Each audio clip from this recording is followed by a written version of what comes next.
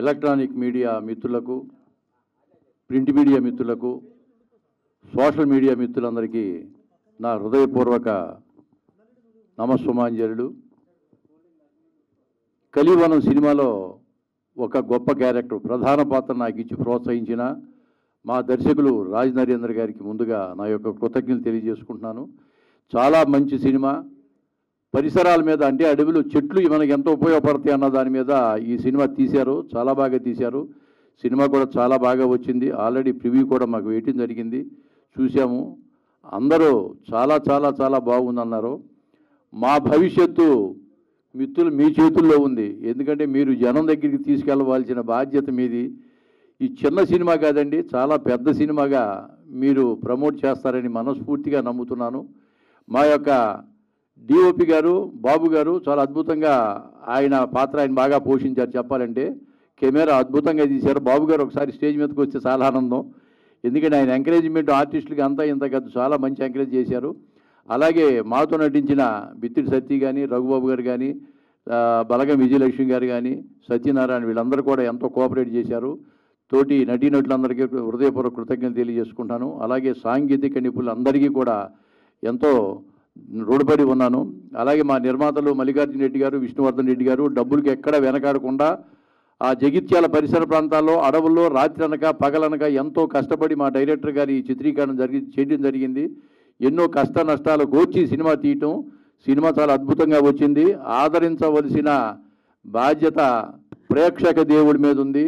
దేశ విదేశాల్లో ఉన్న తెలుగు ప్రేక్షక దేవుళ్ళందరికీ మనస్ఫూర్తిగా కోరుకునేది ఏమిటంటే, సినిమాని మొట్టమొదటి మార్నింగ్ షోకి వచ్చి మీరు చూసి 10 మందికి మౌత్ పబ్లిసిటీ ద్వారా ఈ సినిమాని జనాల్లోకి తీసుకెళ్లాలని మనస్ఫూర్తిగా కోరుకుంటున్నాను.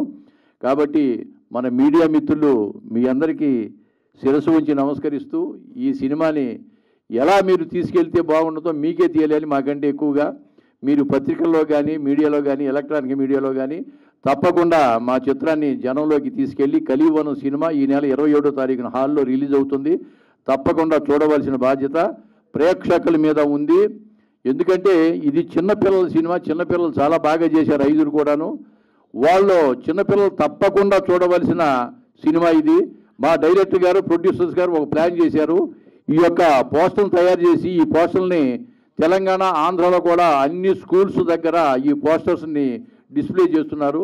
కాబట్టి తప్పకుండా పిల్లలు, ప్రతి పిల్లవాడు వెళ్ళి సినిమా చూస్తారు. అలాగే వాళ్ళతో పాటు పెద్దవాళ్ళు కూడా చూడవలసిన సినిమా, సకుటుంబ సమేతంగా చూడవలసిన సినిమా. ఈ సినిమా చూసి గొప్ప విజయాన్ని అందిస్తారని మనస్ఫూర్తిగా నమ్ముతూ, మీ అందరికీ ఆ భగవంతుడు ఆయురారోగ్యాలు, అష్టైశ్వర్యాలు ప్రసాదించాలని ఆ భగవంతుణ్ణి, పంచభూతాల్ని మనసారా కోరుకుంటున్నాను. తెలుగువాడి గొప్పదనం గురించి మన మిత్రుడు, మన పత్రికా విలేకరులందరూ మనకు తెలిసిన వాళ్ళే. ఒక పద్యం పాడొచ్చు కదా అన్నారు ఆయన. తెలుగువాడి గొప్పదనం గురించి ఒక పద్యాన్ని వెళ్తాను. ఎందుకంటే నాకు రాజమండ్రిలో షూటింగ్ ఉంది రేపు పొద్దున్న. ఇప్పుడు 3 గంటలకు వందే భారత్కి వెళ్ళాలి. నాకు కొంచెం కంగారుగా ఉంది. కాబట్టి దయచేసి నన్ను క్షమించాలి. నేను ఒక పద్యం అంటాను. అంటే సి నారాయణ రెడ్డి గారు మంచి పద్యం రాశాడు. పంచకట్టుటలోన ప్రపంచాన మనగాడు, పంచకట్టుటలోన ప్రపంచాన మనగాడు, కండువాలేనిదే గడపదాటని వాడు, పంచభక్ష్యాలు తన కంచాన వడ్డించ గోంగూర కోసమై గుటకలేసేవాడు, ఎవడు వాడు ఇంకెవడు తెలుగువాడు.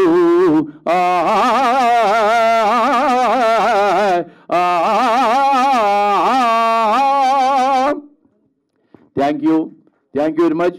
మరొకసారి మా డైరెక్టర్ రాజ్ నరేంద్ర గారికి హృదయపూర్వక కృతజ్ఞతలు తెలియజేసుకుంటూ, ఈ సినిమాలో నన్నే హీరో అంటున్నారు. చూద్దాం హీరోగా ఎంతవరకు సక్సెస్ అవుతానో. మరి ఈ వయసులో, నాకు 76 సంవత్సరాల వయసులో హీరోగా ఈ అవకాశం దొరికింది. ఈ సినిమాని బట్టి ఆత్మకథని ఇంకొక సినిమాలో కూడా హీరోగా చేస్తున్నాను. భగవంతుడి వల్ల ప్రేక్షకులు ఆదరిస్తే తప్పకుండా మళ్ళీ ఎన్నో సినిమాలు చేస్తామని మనస్ఫూర్తిగా ప్రేక్షక దేవుళ్ళకి పాదాభివందనం చేస్తూ, అలాగే మన మీడియా మిత్రులందరికీ నమస్కారాలు తెలియజేస్తూ, దయచేసి మా సినిమాని జనాల్లోకి తీసుకెళ్ళడం సార్. మీకు నా హృదయపూర్వక వందనాలు తెలియజేసుకుంటాను. సెలవు. Thank you. క్షమించాలి, నేను అర్జెంటుగా టైం అయిపోయింది, వెళ్ళిపోతాను. Thank you. అందరూ సపోర్ట్ చేయండి. ప్రతి ఒక్క ఇంటి ముందు ఒక చెట్టు నాటండి. అన్ని మూవీల ఎందు ఈ మూవీ వేరయా. విశ్వదామిరామ కలివన మూవీ చూడరా మామ. Thank you. Safe for safe life. నాకు చాలా ఆనందంగా ఉంది. ఈ మూవీ నా హార్ట్కి చాలా దగ్గరగా ఉంది, ఎందుకంటే ఇది ఒక ఎన్విరాన్మెంటల్ బేస్డ్ మూవీ. మన చుట్టూ ఉన్న ఎన్విరాన్మెంట్కి ఇంకా మన జీవితం ఎంత క్లోజ్గా ఉంటాయో ఈ మూవీలో చాలా బ్యూటిఫుల్గా చూపించారు. ఇంకా నేచర్ ఇంపార్టెన్స్ మర్చిపోతున్న ఈ టైంలో ఈ మూవీ మనకు ఒక రిమైండర్ లాంటిది. ప్రతి రెస్పాన్సిబుల్ పర్సన్ ఈ మూవీని చూడాలి. ఇంకా డైరెక్టర్ సార్కి, ప్రొడ్యూసర్ సార్స్కి, ఇంకా నాకు ఈ అవకాశం ఇచ్చిన రాజ్ నరేంద్ర అన్న అండ్ మల్లిక్ అన్న, విష్ణు అన్న, ఫస్ట్ ఆఫ్ ఆల్ అంటే నాతో పనిచేసిన టెక్నీషియన్స్ అందరికీ థ్యాంక్స్. అంటే అన్న ఈరోజు ఒక కొటేషన్ చూసా బయట పోస్టర్లో, సినిమా అంటే వినోదమే కాదు విజ్ఞానం కూడా అనే కంటెంట్ నాకు బాగా నచ్చింది. అలానే ఆ కంటెంట్తో మీరు వెళ్ళి ఏ ఎక్స్పెక్టేషన్ లేకుండా ఈ సినిమాని చూస్తే 100% మీరు మెచ్చుకుంటారు అనుకుంటున్నాను. Thank you. సోషల్ మీడియా పాత్రికేయులకి నా హృదయపూర్వక నమస్కారాలు. కలివివనం అనే ఒక సినిమా మునిపే మీడియా సోదరులచే టీజర్ లాంచ్ చేయడం జరిగింది. పోస్టర్ లాంచ్ కూడా నా యూట్యూబ్ మిత్రులతో చేయడం జరిగింది. ఈరోజు ట్రైలర్ లాంచ్ కూడా మీడియా మిత్రుల చేతుల మీదుగానే చేయడం జరిగింది. ఎందుకు అంటే సినిమా ఫీల్డ్లో మాకు ఇంకా ఏ సపోర్ట్ లేదు, మీ సపోర్ట్ తప్ప. అందుకు ఈ సినిమా ఫీల్డ్లో మీరు తప్ప మాకు ఇంకో సపోర్ట్ లేదు. చిన్న సినిమాకైనా పెద్ద సినిమాకైనా ఏ సినిమాకైనా ఉండాల్సింది మీరే. మీరు ఎవరు ఏం మాట్లాడినా, ఎంత పెద్ద గెస్ట్ వచ్చినా, ఎవరు ఏం చెప్పినా దాన్ని ప్రజల దగ్గర దాకా మోసుకెళ్ళేది మీరే. మీకు మించినటువంటి గెస్ట్, మీకు మించినటువంటి పెద్ద ఆధారం మాకు ఏది కనిపించలేదు, ఏది కనిపించదు కూడా. ఎవరికైనా మీరే ఆధారం. మా సినిమాని మీరు ప్రేక్షకుల దగ్గర వరకు మోసుకెళ్తారని చెప్పి ఆశిస్తూ ఇక్కడికి విచ్చేసినటువంటి నా మిత్రులు అండ్ సినిమా టెక్నీషియన్స్, సినిమా ఆర్టిస్టులు అందరికీ నా హృదయపూర్వక నమస్కారాలు. ఈ కలివివనం సినిమా ఎందుకు చూడాలి అని ప్రేక్షకులకు అనిపిస్తే, ఈ రోజుల్లో ఇప్పుడు ఇందాక మదీన్ చెప్పాడు కానీ పోస్టర్ మీద కొటేషన్ రాశా. సినిమా అంటే వినోదమే కాదు విజ్ఞానం కూడా. తల్లిదండ్రులు పిల్లల్ని, పిల్లలు తల్లిదండ్రులని ఖచ్చితంగా తీసుకెళ్లాల్సిన సినిమా ఈ కలివివనంలో పెట్టిన. ఎందుకు పెట్టానంటే ఈ రోజుల్లో పిల్లలతో సినిమా, తల్లిదండ్రులు పిల్లలతో సినిమా చూడలేకపోతున్నారు, పిల్లలు తల్లిదండ్రులతో సినిమా చూడలేకపోతున్నారని చెప్పని మనం చాలా సోషల్ మీడియాలో కానీ అక్కడక్కడ మనం వింటూ ఉంటాం. ఇది అలాంటి సినిమా కాదండి. ఖచ్చితంగా ఫ్యామిలీ అంతా సకుటుంబ సపరివార సమేతంగా కూర్చొని చూడాల్సిన సినిమా. దీంట్లో వినోదంతో పాటు విజ్ఞానాన్ని కూడా పెంచుకోవాల్సినటువంటి సినిమా ఇది. పిల్లలకైతే మోస్ట్ ఇంపార్టెంట్. ఖచ్చితంగా తల్లిదండ్రులకు కోరుకునేది ఒకటే, ఈ సినిమాని చూపించండి. సినిమా ఎందుకు చూపించాలంటే ఇదొక వాళ్ళ జీవిత శైలిలో ఒక పాఠ్యభాగం లాగా, ఒక పెద్ద బాలశిక్షలో ఒక పేజీ లాగా ఈ సినిమా వాళ్ళ మైండ్లో ఉండిపోతుంది. ఖచ్చితంగా వాళ్ళ మైండ్లో ఒక పెద్ద బాలశిక్షల ఒక పేజీ లాగా ఉండిపోతుంది.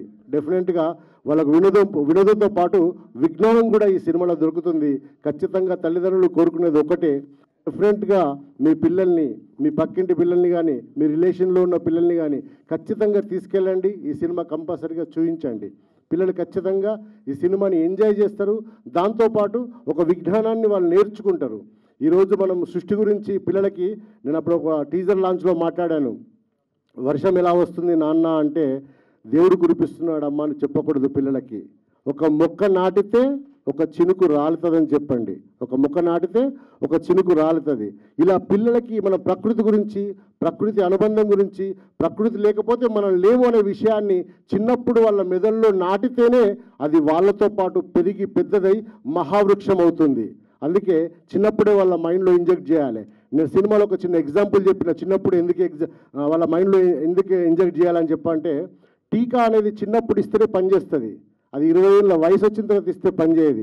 అందుకే ఈ ప్రకృతి పరిరక్షణ గురించి చిన్నప్పుడు పిల్లల మెదడులో చిన్నప్పుడే నాటాలి. నాటితేనే అది వాళ్ళతో పాటు పెరిగి పెద్దదవుతుంది. మనం దేవునితో పాటు ప్రకృతిని కూడా పూజించాలి, ప్రకృతిని కూడా ఆరాధించాలి, ప్రకృతిని కూడా ప్రేమించాలన్న విషయం పిల్లలకు తెలుస్తుందన్న ఉద్దేశంతో ఈ సినిమాని తీయడం జరిగింది. ఈ నవంబర్ 21 రోజు థియేటర్లో సినిమా వస్తుంది. సినిమాను చూడండి, మంచి సినిమాల్ని ఆదరించండి. మళ్ళీ ముందుకు మంచి సినిమాలు వచ్చేయడానికి మీరే తోడ్పడండి. ఎందుకంటే మీరు చూసి దీన్ని ఆదరిస్తేనే ఇంకా మంచి సినిమాలు వస్తాయి. ఇంకా మంచి సినిమాలు చేయడానికి నాలాంటి డైరెక్టర్స్ కానీ మా విష్ణన్న మల్లికన్న లాంటి ప్రొడ్యూసర్స్ కానీ ముందుకు వస్తారు. ఆదరించకపోతే ఇలాంటి సినిమాలు రావు, కనుమరుగైపోతాయి. మనం చెప్పడం చాలా ఈజీ, అక్కడక్కడ ఫంక్షన్లు అక్కడక్కడ మాట్లాడేటప్పుడు అసలు చూద్దామంటే మంచి సినిమా రావట్లేదురా ఈ మధ్యకాలంలో, ఫ్యామిలీతో సినిమాకి వెళ్దామంటే అసలు మంచి సినిమా రావట్లేదు అని చెప్పి మనం కామన్గా మాట్లాడుతూ ఉంటాం ఫంక్షన్లు అక్కడక్కడ. కానీ ఆ మంచి సినిమాను చూసి ఆదరిస్తే కదా మంచి సినిమాలు తీసే వాళ్ళు ముందుకు వస్తారు. ప్లీజ్ సినిమాలు ఆదరించండి, చిన్న సినిమాల్ని ముఖ్యంగా ఆదరించండి. ఈ రోజుల్లో ఒక చిన్న సినిమాకి ఒక స్టేజ్ మీదకి ఒక గెస్ట్ని తీసుకురావడం అంటే చాలా కష్టం అండి.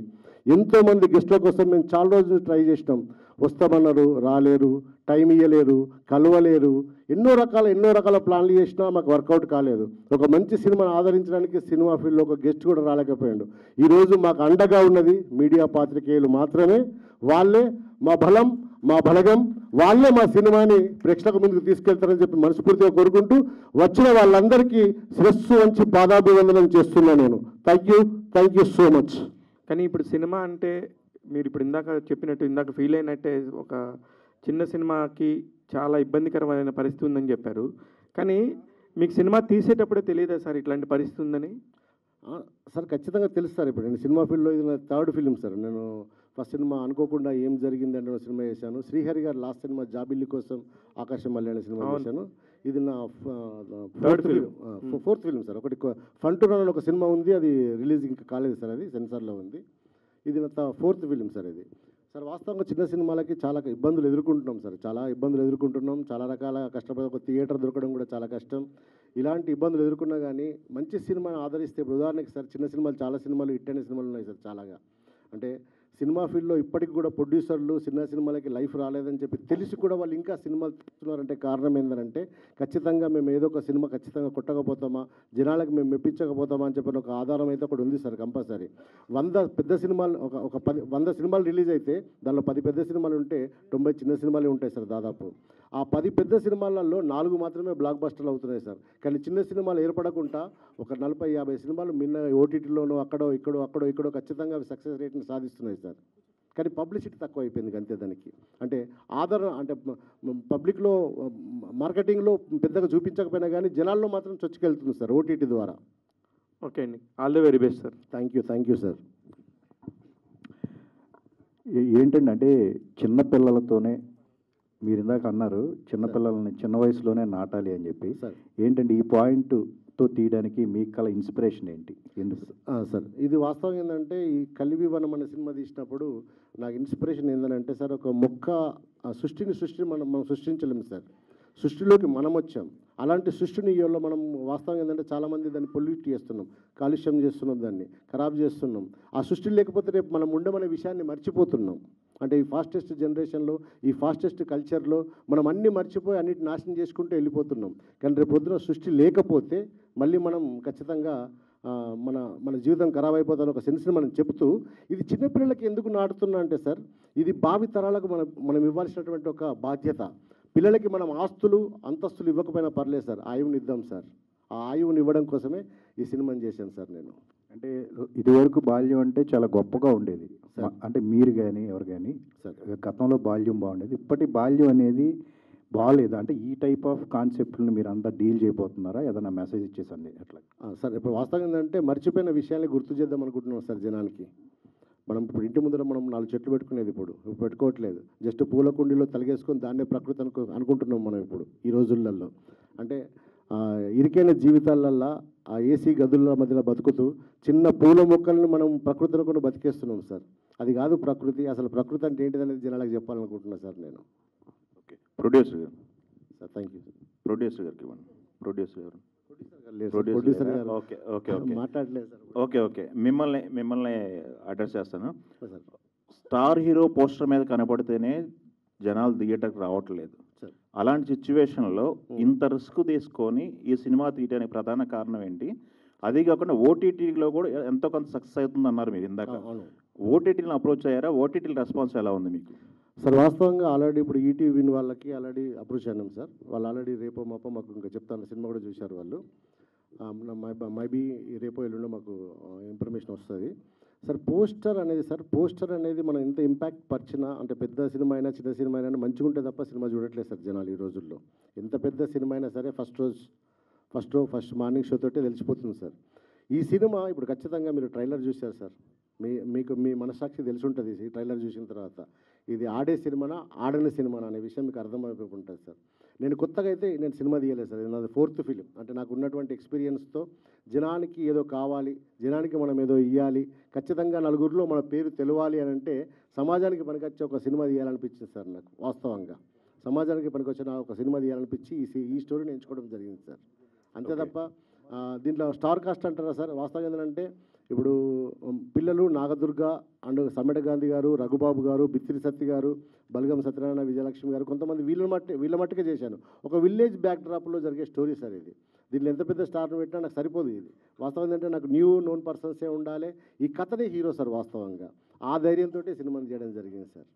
ఓకే, మీరు ఈ జోనర్ని ఎంచుకోవడానికి ప్రధాన కారణం ఏంటి? అందరూ కమర్షియాలిటీ అని పరిగెడుతున్నారు, ఎన్నుకొని డబ్బులు వస్తాయి ఇటు కొడితే అనే మైండ్ సెట్లో ఉన్న పరిస్థితుల్లో మీరెందుకు సైడ్ ట్రాకో మెయిన్ ట్రాకో ఎంచుకొని మీ ఉద్దేశం ఏంటి? అసలు ఎందుకు మీకు మైండ్ సెట్ ఇలా మారింది? కమర్షియల్ అంటే ఏంటి సార్? అసలు ఏంటండి కమర్షియల్ అంటే ఏంటి సార్? ఎక్కువ డబ్బులు కలెక్ట్ చేసి ఎక్కువ మనీ చేసుకొని ఎక్కువ బిజినెస్ చేసుకొని బిజినెస్ మైండ్ సెట్ ఎట్లా అంటే సినిమాలో అంటే కమర్షియాలిటీ అంటే ఏంటి సార్? ఎట్లా అంటే ఏం తీస్తే కమర్షియాలిటీ అవుతుంది అది సినిమా? మీకు డబ్బులు అవసరం లేదా? డబ్బులు కావాలా? సెల్ఫ్ సాటిస్ఫాక్షన్ కోసమా? దేనికోసం వచ్చారు? ఈ మార్గం ఎందుకు ఎంచుకున్నారని క్వశ్చన్. రైట్. డబ్బులు అవసరం లేకుంటే ఎవరు ఉండరు సార్. కమర్షియాలిటీ అంటే 4 బూతు డైలాగులు, 4 ఫైట్ సీన్లు, నలుగురిని చంపడం, నలుగురు నరకడం, నలుగురు కురకడం కాదు సార్ సినిమా కమర్షియాలిటీ అంటే. ఇది నేను తీసింది పక్క కమర్షియల్ సినిమా సార్. ఒక మనిషిని చెట్టు నాటమని చెప్పడం కన్నా కమర్షియల్ ప్రపంచంలో ఇంకేముంటుంది సార్? ఓకే, చెట్టును ప్రేమించమని చెప్పడం కన్నా పెద్ద కమర్షియాలిటీ ఏముంటుంది సార్? చెట్టును కాపాడుకుందామని చెప్పడం కన్నా పెద్ద కమర్షియాలిటీ ఏముంటుంది సార్? చెట్టును మొక్కండి, చెట్టుని నమ్మండి, చెట్టు లేకపోతే మనం లేవు అనే విషయం చెప్పడం కన్నా పెద్ద కమర్షియాలిటీ ఏముంటుంది సార్ దీంట్లో? ఇది పక్కా కమర్షియల్ సినిమా సార్. ఖచ్చితంగా నాకు అంటే దైవం, ఆ దైవం అంటే ఆ ప్రకృతి, పంచభూతాలు నాకు సపోర్ట్ చేస్తే రేపు పొద్దుగల ఈ సినిమాని గవర్నమెంట్ స్కూల్ అంటే గవర్నమెంట్కి మేము అచ్చు పెట్టుకుంటున్నాం. గవర్నమెంట్ స్కూల్ పిల్లలు నా సినిమాని ఎత్తుకుంటే ఆ పిల్లలే నా సినిమాని మోసుకెళ్తారు సార్. అద్భుతమైన కమర్షియాలిటీ చేస్తారు సార్ సినిమాని. ఆల్ ది బెస్ట్ అండి. మీ నమ్మకం నిజం అవ్వాలని కోరుకుంటున్నాను. Thank you sir. అంటే ఇప్పుడు బాలల సినిమా అంటే గతంలో కొన్ని అవార్డులను దృష్టిలో పెట్టుకొని చేశారు. కొన్ని అవార్డులు వచ్చినాయి కొన్ని ఫిల్మ్లకి. వాళ్ళు రకరకాల ఫెస్టివల్స్లో కూడా పంపించారు. మీకు ఆ ఉద్దేశంతో తీశారా ఏంటి సార్? అవార్డ్స్ అనేది అది దైవేచ్ఛ. నేను అవార్డ్స్ కోసం అని కాదు, కానీ పిల్లలకు మోస్ట్ ఇంపార్టెంట్, పిల్లలకు ఈ జనరేషన్కి ఏదో చేయాలనిపించింది సార్. అంటే వాస్తవంగా ఏంటంటే ప్రకృతిలో ఆడుకోవడం మర్చిపోయిండు, సెల్ ఫోన్లో ఆడుకుంటుండు పిల్లాడు. మన వాస్తవంగా పిల్లల తల్లిదండ్రులు కూడా మావాడు మస్తు గేమ్లు ఆడతారని చెప్తాడు, కానీ సెల్ ఫోన్లో ఆడుతున్న విషయం మర్చిపోతున్నాడు. స్పోర్ట్స్ శారీరకంగా మానసికంగా మనిషికి హెల్తీగా ఎట్లుంటుంది సార్? అబ్బాయి పిల్లలు ఎట్లుంటారు ఇప్పుడు? ఉంటున్నారు అక్కడ? శారీరకమైన గేమ్స్ ఆడుతున్నారా పిల్లలు? ఆడట్లేదు. ఈ సినిమాలో ఆడమని చెప్తున్నాను నేను. శారీరకంగా ఆడండి, మీ మైండ్ మెచ్యూర్ లెవెల్స్ పెరుగుతాయి, మీరు ఆరోగ్యంగా ఉంటారు, పౌష్టికరంగా ఉంటారు. అది ప్రకృతిలో ఆడండి, ఇంకా బాగుంటుంది అనే విషయాన్ని చెప్తున్నా సార్.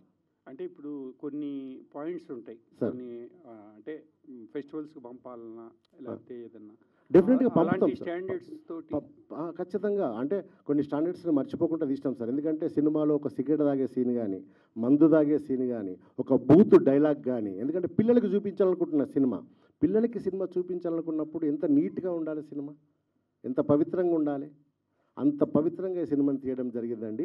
ఖచ్చితంగా చిన్నపిల్లల కోసమే ఈ సినిమాని మైండ్లో పెట్టుకొని తీయడం జరిగింది. డెఫినెట్గా దీంట్లో ఎలాంటి వల్గారిటీ సీన్స్ ఉండవు, బూత్ డైలాగ్ ఉండదు. వీళ్ళు అంటే జస్ట్ చెడిపో అని చెప్పడానికి కూడా ఒక చిన్న రీజన్ ఉండదు సార్. అలాంటి లేకుండా నేను సినిమా తీయడం జరిగింది సార్.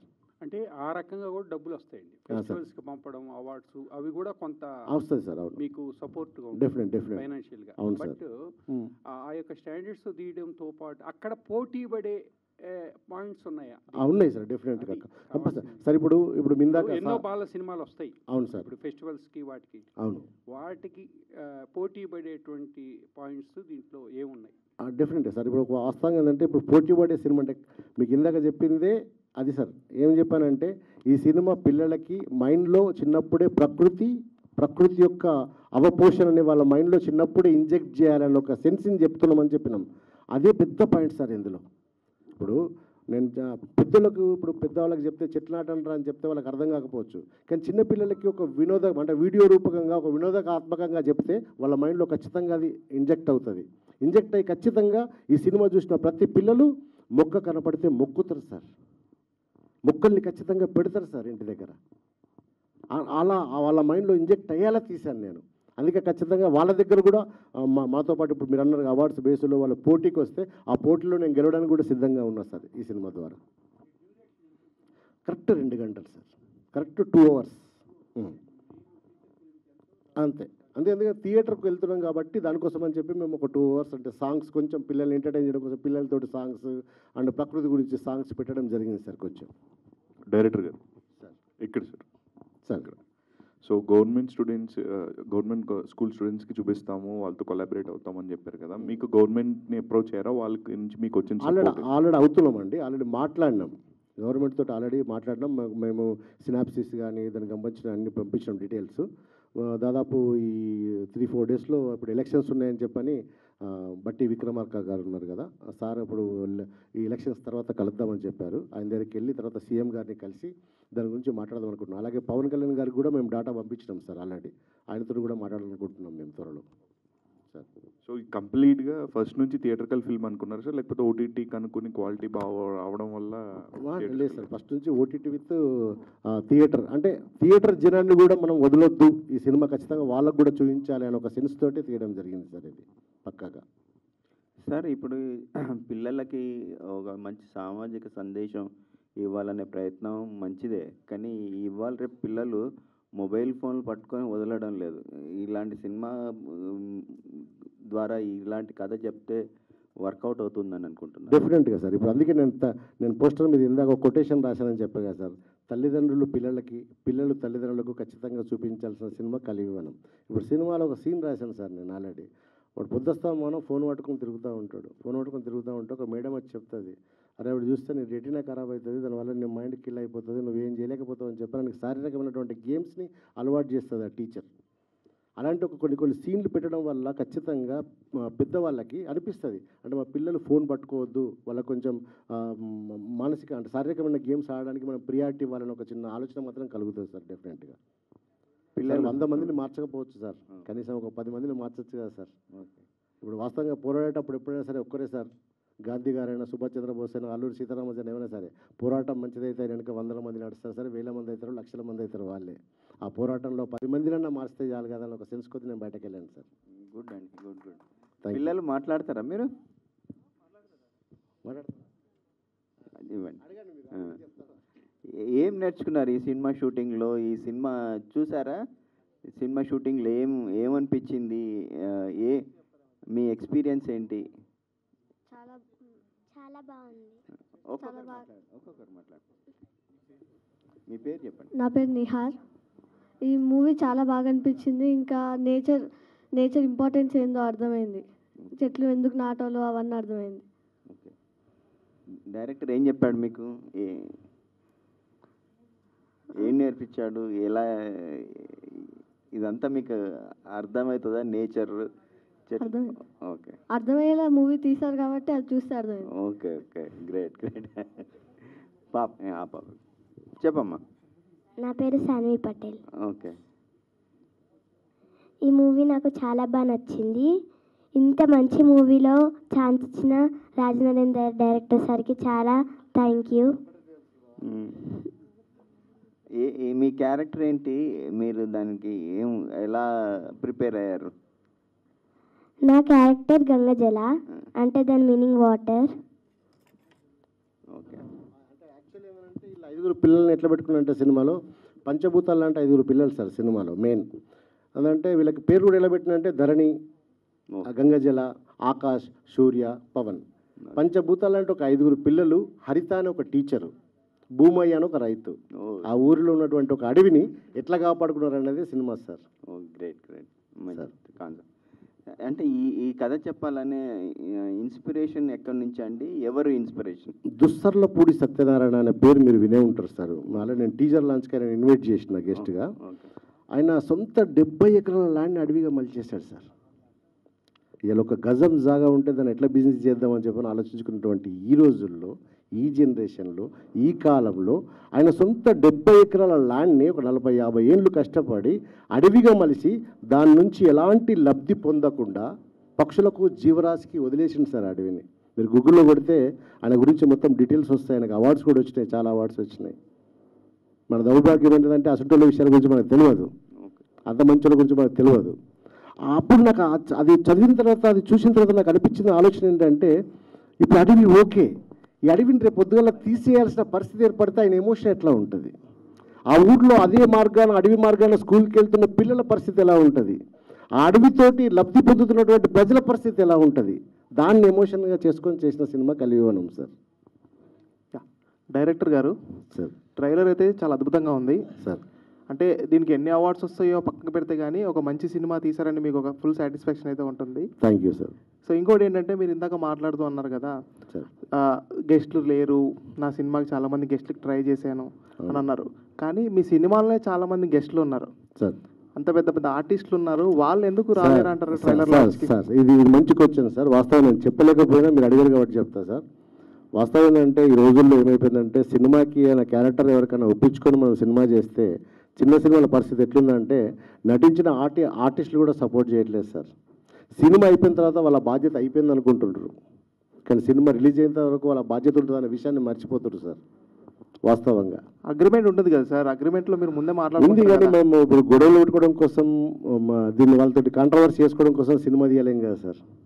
ఇప్పుడు ఒక సినిమా బ్రతకాలని ప్రతి ఒక్క అడిగాను ఆర్టిస్ట్ సార్. కోరుకుంటారు. నేను వాస్తవంగా ప్రతి ఒక్క సినిమాలో నటించిన ప్రతి ఒక్క ఆర్టిస్ట్కు, ప్రతి ఒక్క టెక్నీషియన్కు ప్రతిరోజు నేను ఫోన్ చేస్తూనే ఉంటాను సార్. ప్రతిరోజు వాళ్ళకి ఏమేమి అప్డేట్స్ ఉన్నాయి, ఒక పోస్టర్ రిలీజ్ అయినా, ఒక ఏమైనా థాట్ వచ్చినా, ఇట్లా చేద్దామని చెప్పి థాట్ వచ్చినా వాళ్ళందరికీ నేను దాన్ని పోస్ట్ చేస్తూనే ఉన్నా. వాళ్ళు వెరీ గుడ్, సూపర్ అంటారు తప్ప కానీ దాని గురించి ఏం పట్టించుకోవట్లేదు సార్. వాస్తవంగా ఒక సెలబ్రిటీ ఒక చిన్న పోస్ట్, ఒక చిన్న ట్వీట్ చేస్తే ఎంత మైలేజ్ వస్తుందో తెలుసు మీకు, ఎంత మైలేజ్ వస్తుందో తెలుసు మీకు. అలాంటి మైలేజ్ చిన్న పోస్ట్ పెట్టడం కూడా వాళ్ళకి టైం దొరకట్లేదు సార్, చిన్న పోస్ట్. మేబీ ఇప్పుడు ఈ ప్రెస్ మీట్ తర్వాత వాళ్ళు ఈ మీరు మాట్లాడిన మాటలు విని మేబీ రెస్పాన్స్ అవుతారని కోరుకుంటున్నాను. Thank you sir.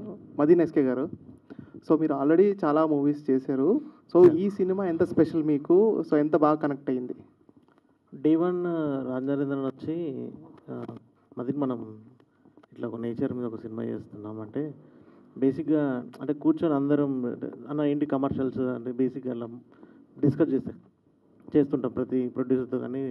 కానీ ఈ ఒక్క సినిమాకి మాత్రం నేను అన్న డన్, నువ్వేం మాట్లాడకు, ఈ సినిమా మనం చేస్తున్నాం అని చెప్పాను. సో అంటే నేను కూడా నేచర్ అంటే ఇప్పుడు మన వంతు మనం ఏం చేయగలుగుతాం అనే దాని మీద నేను ఫోకస్ కూడా చేస్తాను. అంటే నాకు కొంచెం ఫీల్ ఫస్ట్ నుంచే ఉంది, బేసిక్గా నేను పెరిగిన కల్చర్ నుంచి. సో అన్నకు థ్యాంక్ యూ అన్న, నాకు ఈ సినిమా ఇచ్చినందుకని.